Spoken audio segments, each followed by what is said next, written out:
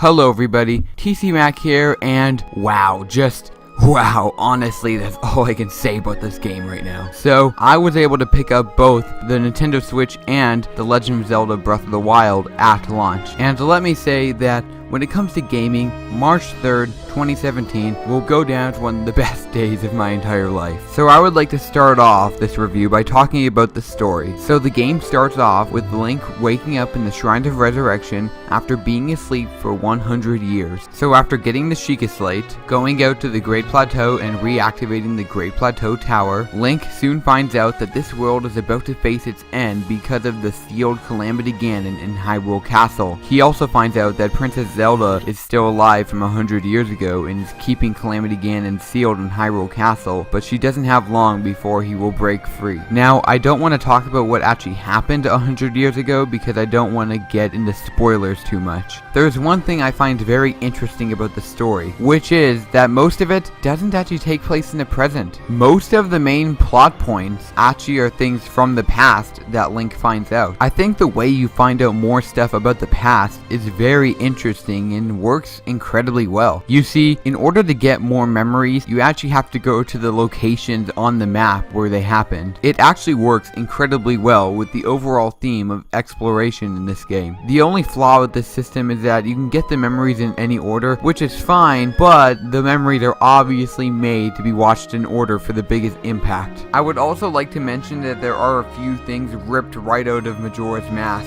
The only other downside to the story is that there aren't a ton of characters necessary to the plot, which is fine, except for the fact that the few that there are don't have amazing character development. That is, with one huge exception. That is, of course, Princess Zelda herself. Let's just say, for me personally, this version of Zelda is not only the most well-developed version of Zelda, but she's the most well-developed character from any video game that I have ever played in my entire life. I don't want to talk about her too much here because that could cause some spoilers, but let's just say you can really relate to her problems and struggles. Even though the other characters aren't developed that much, I still really enjoy them. Their personalities are just so strong. And who knows, maybe we'll get more character development for them in the upcoming DLC. One other thing I would like to mention is the voice acting, which is a first for 3D Zelda games. Unlike a lot of people, I loved the voice acting. I thought it was really well done for every character. The lip syncing, on the other hand, not so much.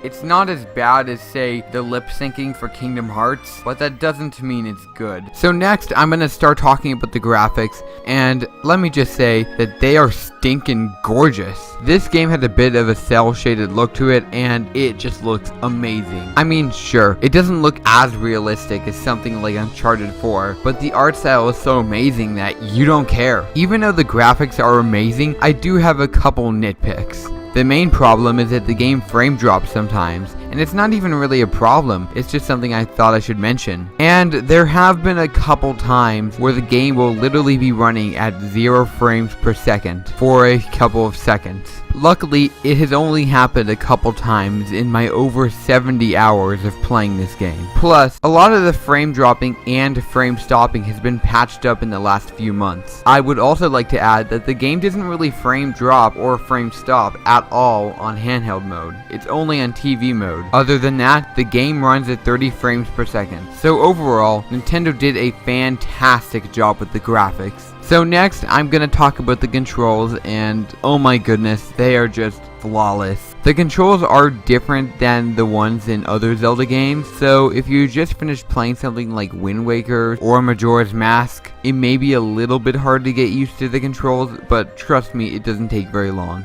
There's a lot of things better about these controls than other Zelda games, like the inclusion of a jump button, and these controls just feel so natural, and the camera is really good, and anytime I die, I don't feel like it was because I was screwed over by the controls. This game also uses motion controls, and I've got to say, they work flawlessly. Aiming a bow and arrow in a video game has never felt more natural than it does here. Honestly, these are the best controls from any 3D Zelda game, and I've played games like Wind Waker HD. So, the way this game does dungeons is very interesting. There are these things called Sheikah Shrines scattered around the world, which are basically just mini-sized dungeons. I honestly stinking love these things. I honestly much prefer doing a bunch of mini puzzles at separate times rather than doing a bunch of puzzles all bunched up in a couple of hours. And with an impressive 120 shrines, they can have a lot of variety. It's not just puzzles either, it's also combat, and sometimes they'll just give you a free gift. Also, after you finish a shrine, you get a spirit orb. Get 4 of these, then you can increase your health or stamina. Not only that, but they also serve as fast travel points. With all that in mind, the game actually encourages you to go out and search for shrines. On top of all that, there are also 4 main dungeons, and let's just say I'm not as positive about them as I am for the shrines. Okay, so don't get me wrong, they are really well made, but none of them would stand out to me as the best dungeon in the series. And as far as theme, they all look almost identical to each other. And while not a problem at first, it gets a little bit old after the 4th one. However, there are some things that these dungeons do better than older Zelda dungeons. In older Zelda dungeons, you would get a new item in that dungeon. Therefore, it'd be obvious that that would be how you solve most of the puzzles. In this game, you get your main items at the very beginning in the tutorial area. So instead of only using one item to solve most of the puzzles in the dungeon, you have to use all your items. Heck, in the shrines and in the dungeons, there are multiple ways to solve each puzzle, even ways that the developers didn't intend. This is because most of the puzzles in this game are physics-based. There are also little missions you have to do in order to get inside the dungeons, and to let me just say now, they are both really epic and really fun. With one exception, and trust me, when you play the game, you will know exactly which one I'm talking about. So overall, the dungeons range from decent to very well made. Also, one other thing with the dungeons I want to talk about are the bosses. I won't go into detail about them, and I won't show any footage because of spoilers, but I do want to talk about my thoughts on them. I actually think these are really good bosses. Except for one. Let's just say it's the boss from the dungeon in the desert area. This is due to the fact that the place where the battle was taking place is not made at all for a boss fight. Heck, of all the dungeons, the one in the desert area would be the weakest of the bunch. Other than that, the bosses are really good. As you know, in older Zelda games, there's usually a mini boss before the regular boss in the dungeons. However, in this game, there are no mini bosses in the dungeons at all. Instead, the mini bosses are just placed out in the huge open world. I honestly really like this system because you never know when you'll find one. One thing I want to talk about is the difficulty level. As you know with most video games, they usually start off fairly easy and get harder as you go on. In Breath of the Wild, however, it seems to be the exact opposite. It starts off really challenging, but as you go on it seems to get easier. As you continue exploring and doing combat, you get better at it and you get stronger weapons. However, as you go on in the game, it seems like the enemies don't get stronger. For example, the weakest enemy, who can still appear quite often near the end of the game, is just as strong then as he was in the opening tutorial area. It's not really a big problem, it's just a little nitpick. I would also like to mention the variety this game has, and not just with the landscapes and places you can go. There are a ton of different types of weapons and clothing you can get, and a ton of different types of enemies you can find and fight. This really helps to keep the game from getting boring, even after multiple hours of playing it. One other nitpick that I wanted to talk about is the inventory. Now, I'm okay with it not being too big. I like the inventory this way because it gives you a lot of strategy on which weapons you should keep and which weapons you should toss.